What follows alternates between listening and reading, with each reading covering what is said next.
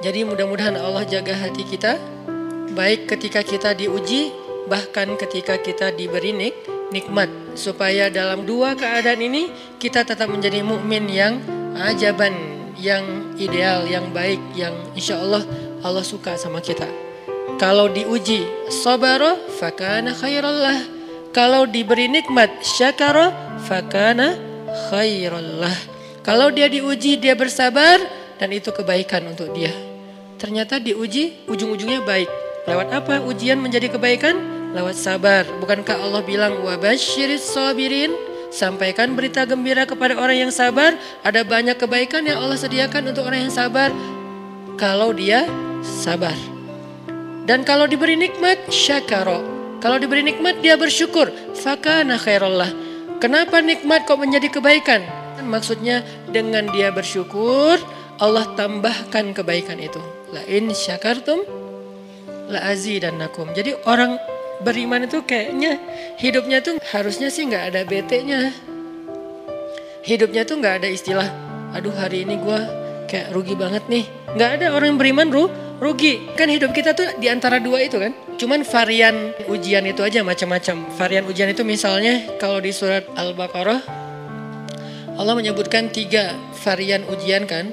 Ba'sa, dharra, zulzilu. Ujian fisik, ujian harta. Harta ini termasuk karir, kerjaan, usaha, bisnis. Dan ujian zulzilu, ujian perasaan, termasuk diputusin. Atau orang yang dekat sama kita jadian sama yang lain. Atau mungkin di unfollow oleh ya gitu deh. Saya kalau udah ngebahas bab ini agak gimana gitu. Jadi 3 varian ini masuk kategori apa? Masuk kategori ujian. Tetap aja 2. Kalau nggak ujian nikmat, antara 2 itu nih. In asabathu sarra syakara wa in asabathu dharra sabara. Udah gitu aja.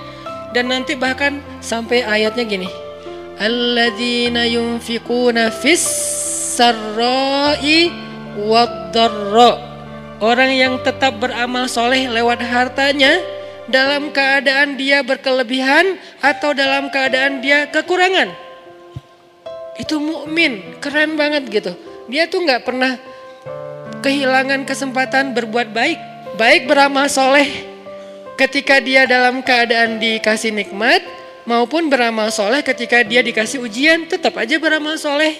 Contoh yang ayat tadi, yunfikuna fis sarra, berinfak dalam keadaan sarra, dalam keadaan bahagia, senang, lagi dapat untung gitu kan. Ataupun yunfikuna fid dharra, tetap berinfak walaupun dia dalam keadaan dharra, dalam keadaan susah. Dalam keadaan dor itu kan bahaya. Nih kalau saya infak nih bahaya nih buat saya nih.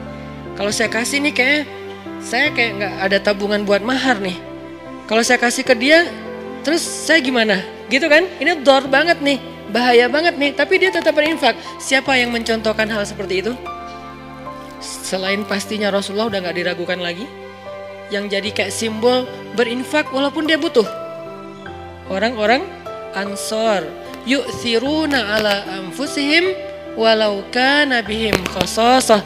Mereka mendahulukan orang muhajirin atas dirinya sendiri, walaupun sebetulnya dia juga butuh kepada kebaikan itu.